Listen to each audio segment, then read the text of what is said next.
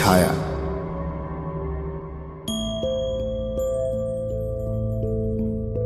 সময়টা দুপুরবেলা, ভাদ্র মাসের শেষ। মেঘ মুক্ত আকাশে উজ্জ্বল রোদ্দুর। যেদিকে চোখ যায় আকাশের সীমা ছাড়িয়ে ধুধু প্রান্তর। সূর্যের প্রখর তেজে বর্ষার জল প্রায় নিশ্চিহ্ন। শুষ্ক বাষ্পের তরঙ্গ চারদিকে। নিস্তব্ধ মধ্যাহ্ন। শব্দ নেই, প্রান্তরে লোক সমাগম নেই, লোকের যাতায়াত নেই পর্যন্ত। সেই প্রখর রোদ্দুরে, সেই জনশূন্য প্রান্তরের মধ্যে দিয়ে আমি আর আমার বন্ধু চন্দ্রকুমার যাচ্ছিলাম। কোথায় যাচ্ছিলাম তা আমি জানতাম না। চন্দ্রকুমার আমার ছোটবেলার বন্ধু। কয়েক বছর আগে বাড়ি ছেড়ে চলে যায়, সম্প্রতি আবার ফিরে এসেছে। ওর অনুরোধেই ওর সঙ্গে যাচ্ছি। কোথায় সেটা জিজ্ঞেস করেও উত্তর পাইনি। আজ 10 দিন হলো আমরা বাড়ি ছেড়ে এসেছি। জায়গাটা কোথায় জানি না। এই কদিন হয় গাড়িতে নয় পালকিতে এসেছি, হাঁটতে হয়নি। আজ সকালে চন্দ্রকুমার গাড়িটাকে ছেড়ে দিয়েছে। বলল, আমরা প্রায় চলে এসেছি, আর বেশি দূর নেই। সঙ্গে আর কোনো তৃতীয় ব্যক্তি নেই। কিছু দূর এসে এই ধুধু প্রান্তরে পৌঁছলাম। আজ যে কত দূর যেতে হবে জানি না। নিরুদ্দেশ হওয়ার আগে চন্দ্রকুমার মজলিসি লোক ছিল, বেশ গল্প গুজব করত। কিন্তু ফিরে আসার পর আর সেরকম নেই। খুব কম কথা বলে, একেবারেই চুপচাপ। আজও তাই। কথাবার্তা এক প্রকার বন্ধই প্রায়। আশেপাশে কোনো দিকে না থাকিয়ে চন্দ্রকুমার হেঁটে চলেছে। রোদের প্রখর তেজ, তার উপর এতটা রাস্তা হেঁটে আসার পরিশ্রম। আমি একেবারে ঘেমে নিয়ে ক্লান্ত হয়ে পড়েছি। কিন্তু চন্দ্রকুমারের চোখে মুখে ক্লান্তির কোনো চিহ্ন নেই। মধ্যাহ্ন পেরিয়ে গেছে। আমি চারদিকে একবার তাকালাম। সামনে যেরকম ধুধু অনন্ত প্রান্তর, পেছনেও তাই। কিরকম একটা সন্দেহ হলো। চন্দ্রকুমার নিশ্চয়ই পথ হারিয়েছে। জিজ্ঞেস করলাম, আমরা কোথায় যাচ্ছি বলো তো? তুমি পথ হারাওনি তো? কোনো চিন্তা নেই, আমার সঙ্গে নিশ্চিন্তে এসো। আর কোনো কথা হলো না। আমরা আবার হাঁটতে লাগলাম আগের মতোই। সূর্য হেলে পড়ল পশ্চিমে। চন্দ্রকুমার আর আমার ছায়া প্রান্তরে দীর্ঘ হয়ে পড়ল। প্রান্তরের সীমানায় ছোট ছোট গাছ দেখতে পেলাম। সন্ধ্যের সময় প্রান্তর পেরিয়ে একটা ছোট্ট কুঁড়ে ঘর দেখতে পেলাম। কুঁড়ে ঘরের সামনে এসে চন্দ্রকুমার বলল, হ্যাঁ, এই তো এসে গেছি। এই বলে কুঁড়ে ঘরে ঢুকে পড়ল। তার পেছন পেছন আমিও ঢুকে পড়লাম। ছোট্ট কুঁড়ে ঘর, একটাই কামরা। এটাও বুঝলাম যে এখন কুঁড়ে ঘরে কেউ না থাকলেও এখানে লোকজনের যাতায়াত আছে। আমার বন্ধু চন্দ্রকুমারের ভাবখানা এমন যেন এই কুঁড়ে ঘর তার নিজের। আমাকে বলল, বিশ্রাম করো। প্রচণ্ড তেষ্টা পেয়েছিল। ঘরের কোণে একটা মাটির কলসি, তাতে জল রাখা আছে।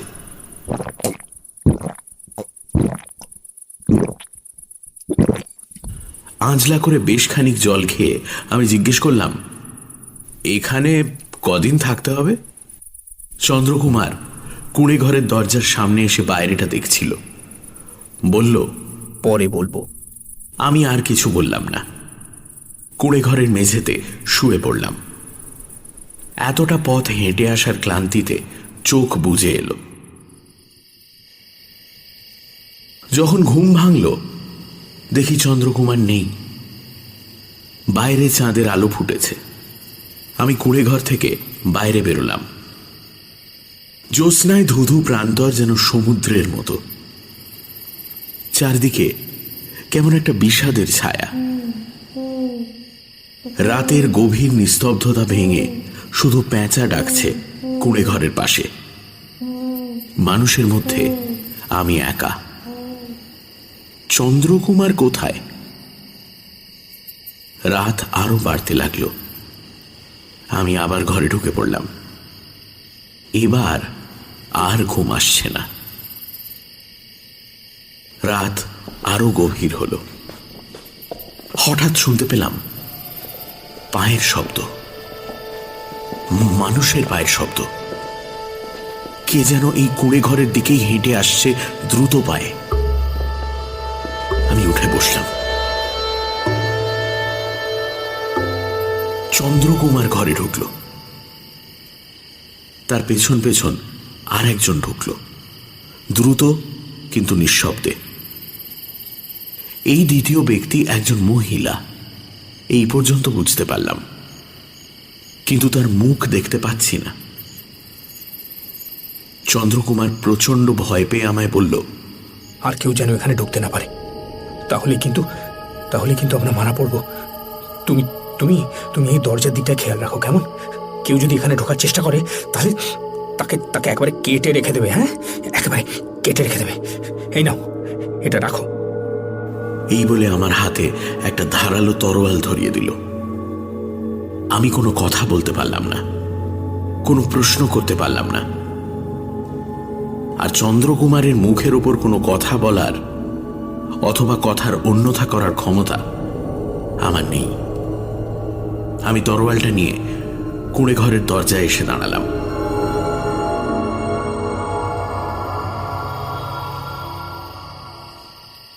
জ্যোৎস্নায় প্রান্তরের অনেক দূর পর্যন্ত দেখা যাচ্ছে। যে দিকটায় ছোট ছোট গাছ রয়েছে সেখানটায় অন্ধকার। কোথাও কিছু দেখতে পেলাম না, কিছু শুনতেও পেলাম না। ঘরের ভেতরে কারোর মুখে কোনো কথা নেই, শুধু নিঃশ্বাস পড়ছে, ভীত, আতঙ্কিত, সন্ত্রস্ত নিঃশ্বাস। হঠাৎ ঘরের সামনে দেখতে পেলাম ছায়া, মানুষের ছায়া। হাতের তরোয়ালটা শক্ত করে ধরলাম। কে কে যায়? ছায়াটা সরে গেল, কিন্তু কাউকে দেখতে পেলাম না। কুঁড়ে ঘরের ভেতরে একটা শব্দ শুনলাম, ভয় পাওয়ার শব্দ। কে করলো বুঝতে পারলাম না। আবার সেই ছায়া।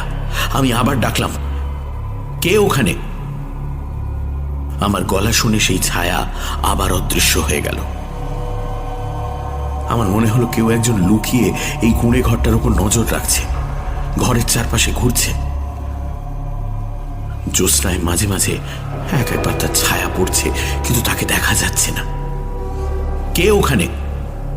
যতবার আমি ছায়া দেখছি আমার প্রশ্ন শুনে সেই ছায়া সরে যাচ্ছে। একটু একটু করে জ্যোৎস্না ম্লান হয়ে এলো। ভোর হওয়ার আগের অস্পষ্ট অন্ধকার দেখা দিল আকাশে। আর ঠিক তখনই কুঁড়ে ঘরের পাশে একটা মৃদু কিন্তু বিকট হাসি শোনা গেল।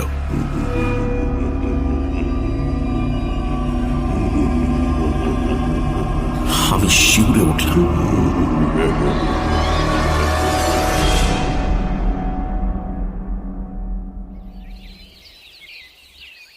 সকাল হলে চন্দ্রকুমার ঘরের বাইরে বেরিয়ে এলো।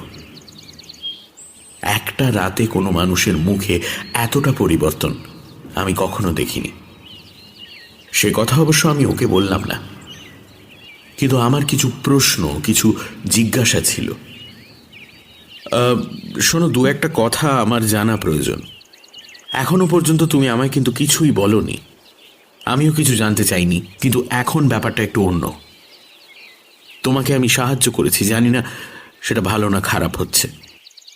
তুমি কোনো খারাপ কাজে জড়িয়ে পড়েছো কিনা, আর আমি তোমাকে সেই কাজেই সাহায্য করছি কিনা, সেটা আমার জানা প্রয়োজন। সব কথা এখন বলতে পারবো না, তবে একটা কথা বলি, এই মেয়েটির কিংবা আমার কোনো অসৎ উদ্দেশ্য নেই। একবার ও আমার প্রাণ বাঁচিয়েছিল, তার উপর ওর জীবন সংশয় হয়। তখন আমিও ওকে বাঁচাই। এখন আমাদের দুজনেরই প্রাণ সংশয়। তুমি যদি পারো আমাদের রক্ষা করো। আমাদের আত্মরক্ষা করার সাধ্য নেই। তো এখন কি দেশে ফিরে যাবে? যদি যদি বেঁচে থাকি তবেই।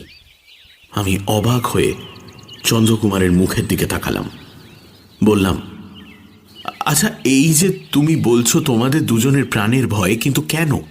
এর পেছনে কারণটা কি? আর আত্মরক্ষা করা তোমাদের পক্ষে অসম্ভব কেন? তোমার গায়ের জোর তো আমার চেয়ে অনেক বেশি। চন্দ্রকুমার কাতর হেসে বলল, রাতে আশঙ্কার কিছু দেখনি তো? গতকাল রাতের সেই ছায়া, ঘরের চারপাশে ঘুরতে থাকা সেই ছায়ার হঠাৎ করে দেখা দেওয়া, আবার চলে যাওয়া, তারপর সেই বিকট হাসি, এক মুহূর্তে আমার সব মনে পড়ে গেল। এগুলো কি সত্যি নাকি আমার কল্পনা? কিছুক্ষণ চিন্তা করে বললাম, যা দেখেছিলাম সেটা ঠিক বুঝতে বা বোঝাতে পারবো না। পারবেও না। পারলে এত ভয়, এত আশঙ্কা থাকতো না। আমরা যে কারণে আত্মরক্ষায় অক্ষম, তুমি এখনো সেই অবস্থায় এসে পৌঁছাওনি। তাই তোমাকে সঙ্গে করে নিয়ে এসেছি। এমন সময় সেই মহিলা ঘরের বাইরে বেরিয়ে এলেন। আমাকে দেখে যে খুব একটা লজ্জা পেলেন তা নয়। আমিও তার দিকে তাকালাম। সুন্দরী বললে কিছুই প্রায় বলা হয় না। এমন নির্মল সৌন্দর্য আমি আগে কখনো দেখিনি। নির্বিকার, নির্মল, প্রসন্ন মুখ। সে মুখ দেখে চন্দ্রকুমারের কথায় আর কোনো সন্দেহ রইল না। সেই মহিলাকে চন্দ্রকুমার বিদেশি ভাষায় কি যেন বলল। মেয়েটিও সেই ভাষাতেই উত্তর দিল। আমি কিছু বুঝতে পারলাম না। চন্দ্রকুমার আমাকে বলল, ও আমাদের ভাষা জানে না। তারপর চন্দ্রকুমার মেয়েটিকে আরো কিছু কথা বলতে লাগলো। বুঝলাম আমার সম্বন্ধে কিছু বলছে, কারণ সে কথার ফাঁকে ফাঁকে আমার দিকে তাকাচ্ছিল। সলজ্জ কিন্তু পুলকিত সেই চাউনি। কিছুক্ষণ পরে মেয়েটি বলে উঠল, প্রভাত চন্দ্র। আমি চন্দ্রকুমারের মুখের দিকে তাকালাম। মেয়েটি আবার বলল, প্রভাত। মেয়েটির নাম জানার খুব ইচ্ছে হলো, কিন্তু জিজ্ঞেস করতে পারলাম না। চন্দ্রকুমার নিজেই বলল, তুমি ওর নাম জিজ্ঞেস করবে না? করব বই কি। চন্দ্রকুমারের কথা মতো মেয়েটি বলল, বাদলা। নামটা কিন্তু বিজাতীয় বলে মনে হলো না। একটা পরিবর্তন লক্ষ্য করছি। চন্দ্রকুমারের সেই মনের জোর কেমন যেন শিথিল হয়ে পড়ছে। আমার ইচ্ছে, আমার বুদ্ধির ওপরেই সে যেন চলতে চায়। আমি বললাম, এখানে আর রাত না কাটানোই বোধহয় ভালো। এখানে নানান রকম আশঙ্কা রয়েছে। আমার মনে হয় আশঙ্কা একটাই। সে আশঙ্কা এখানে যেমন, অন্য জায়গাতেও তাই। জনশূন্য মরুভূমিতেও যেমন, লোকালয়েও সেরকমই। একা অসহায় পথে যেরকম, সৈন্য দিয়ে ঘেরা দুর্গেও ঠিক সেই রকম। পালিয়ে এ থেকে মুক্তি নেই। আমি এসব কথার অর্থ কিছুই বুঝতে পারছি না, কিন্তু শুনতে শুনতে বিস্ময় বোধের তীক্ষ্ণতা ক্রমশ কমে যাচ্ছে। এসব অদ্ভুত কথা বিশ্বাস করব, কি করে বিশ্বাস করব, কিছুই বুঝতে পারছি না। আমি বললাম, যাই হোক, এখানে আর থাকার দরকার নেই। চলো তাহলে, এক্ষুনি চলো। বাদলাকে ডাকবো? ডাকো। আমরা বাড়ির দিকে যাত্রা করলাম।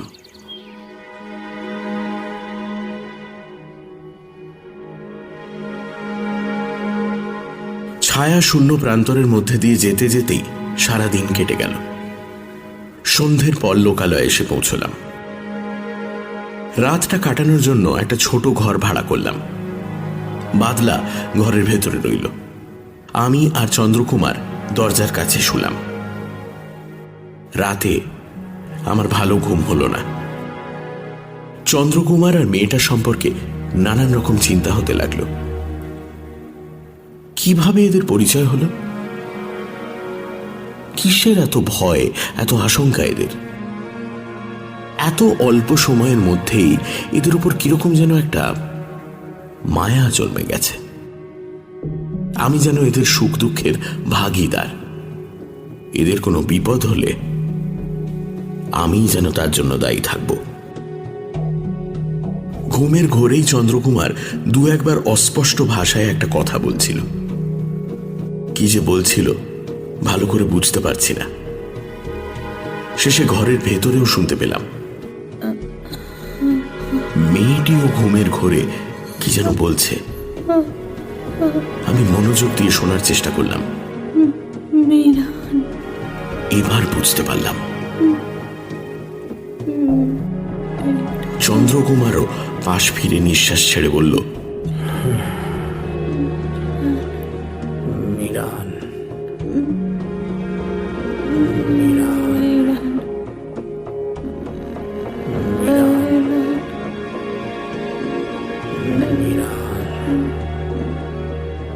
চন্দ্রকুমার যে ঘুমিয়ে আছে সে নিয়ে আমার মনে কোনো সংশয় নেই। ঘরের ভেতর মেয়েটি ঘুমিয়ে আছে কিনা সেটা বুঝতে পারছি না, কিন্তু দুজনের মুখেই একই কথা, একই লোকের নাম, মিরান। দুজনেই তাকে জানে এবং দুজনেই তাকে ভয় করে। মিরান কে? ঘরে একটাই প্রদীপ, তাতে তেল প্রায় শেষ হয়ে এসেছে। শেষবারের মতো একবার দপ করে জ্বলে উঠে প্রদীপটা নিভে গেল। তখন আমার হঠাৎ মনে হলো কাছেই একটা শব্দ, কারোর পায়ের শব্দ, সঙ্গে নিঃশ্বাসের শব্দ। আমি উঠে বসলাম। মাথার পাশে একটা তরোয়াল ছিল, সেটা নিলাম, কিন্তু দরজার কাছেই রইলাম। চারদিকে তাকিয়ে দেখছি অল্প চাঁদের আলো ঘরের সামনের পাঁচিল গাছের মাথায় এসে পড়েছে।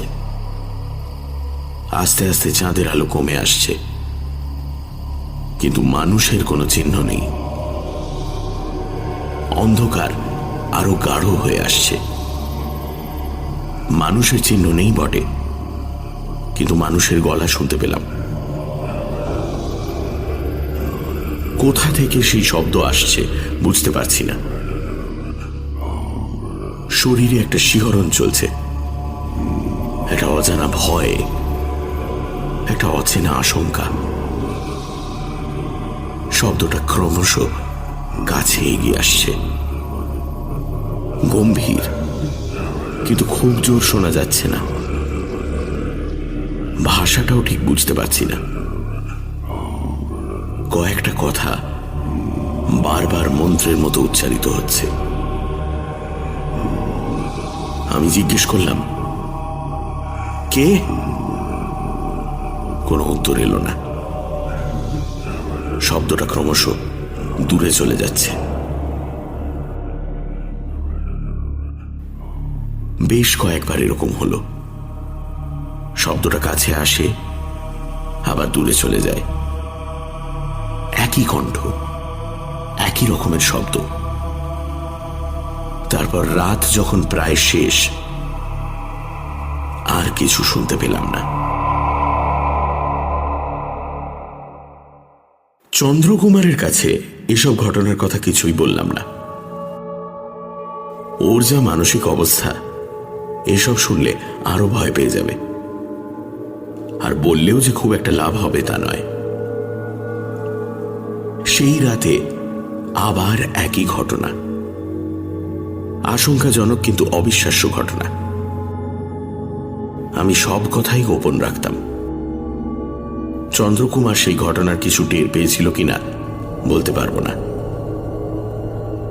আমি তাকে কিছুই জিজ্ঞেস করিনি, সেও আমাকে কিছু বলেনি। আর 3 দিন বাকি আমাদের যাত্রাপথের। কয়েকদিন রাতে ঘুমের ঘোরে চন্দ্রকুমার ও মেয়েটির মুখে সেই মীরার নামটা আবার শুনলাম। শেষে আর কৌতূহল ধরে রাখতে না পেরে চন্দ্রকুমারকে জিজ্ঞেস করেই ফেললাম, আচ্ছা মীরানকে? নাম শুনেই চন্দ্রকুমার চারদিকে তাকিয়ে চমকে উঠল। তার মুখ শুকিয়ে গেছে, চোখ জলজল করছে, সারা শরীর কাঁপছে থরথর করে। আমার হাত ধরে খুব মৃদু স্বরে সে বলল, এই নামটা তুমি জানলে কি করে? হ্যাঁ, তোমায় কে বলল? অন্য কেউ বলেনি, ঘুমের ঘোরে তুমিই বলছিলে। আমি যে মেয়েটির মুখেও নাম শুনেছি সেটা আর বললাম না। বাদলার মুখে শুনেছ? হ্যাঁ, ঘুমের মধ্যে তার মুখেও শুনেছি। চন্দ্রকুমার আর কোনো কথা বলল না। কিছুক্ষণ ওপরের দিকে তাকিয়ে থেকে তারপর বলল, আর দেরি নেই, আর বেশি দেরি নেই। আরে কিসের দেরি নেই, কি বলছো তুমি? আমার কথার কোনো উত্তর না দিয়ে চন্দ্রকুমার অন্যদিকে চলে গেল। সেই রাতে শুতে যাওয়ার আগে দেখলাম চন্দ্রকুমার কাঁদছে, মেয়েটিও কাঁদছে। হৃদয়ে বিদারক কাতর স্বরে চন্দ্রকুমার মেয়েটিকে কয়েকটা কথা বলল। তাতে মেয়েটির কান্নার বেগ যেন আরো বেড়ে গেল।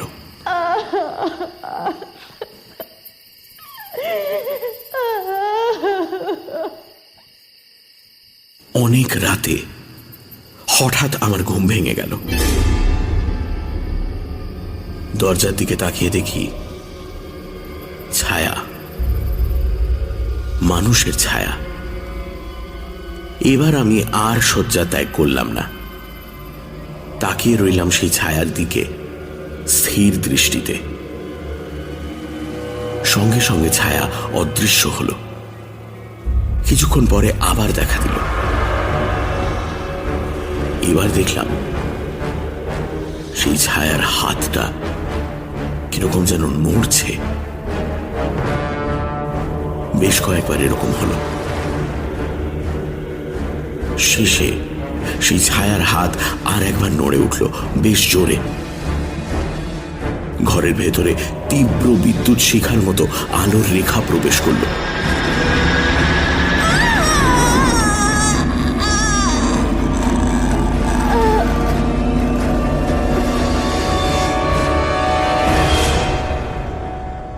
তারপর আবার আগের মতোই অন্ধকার। ছায়া সরে গেল। আর কিছুই আমি দেখতে পেলাম না। যে মুহূর্তে বিদ্যুতের মতো আলো ঘরে ঢুকেছিল সেই মুহূর্তে মেয়েটা চিৎকার করে উঠেছিল। চন্দ্রকুমার শয্যা থেকে লাফ দিয়ে মেয়েটির পাশে চলে গেল। আমি আলো নিয়ে এগিয়ে এলাম। দেখলাম মেয়েটি নিস্পন্দ, অসাড়, শ্বাস প্রশ্বাস চলছে না। বজ্রাঘাতে যেমন মৃত্যু হয়, মেয়েটিরও সেরকম মৃত্যু হয়েছে। চন্দ্রকুমার মেয়েটির কপালের দিকে তাকিয়ে রয়েছে। আমিও তাকালাম সেই দিকে। দেখি মেয়েটির কপালে একটা আঙুলের ছাপ। মিরান, মিরান, তুমি আমাকে কেন নিলে না? মিরান! এই বলে পাগলের মতো সে মেয়েটির মৃতদেহ জড়িয়ে ধরতে যাবে, এমন সময় আরেকবার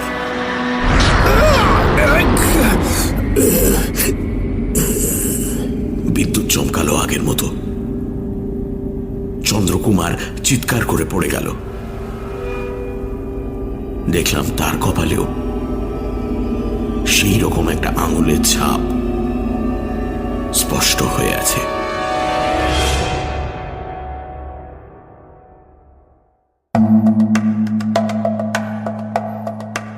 শুনছিলেন ছায়া। মূল রচনা নগেন্দ্রনাথ গুপ্ত, বেতার নাট্যরূপ গোধূলি।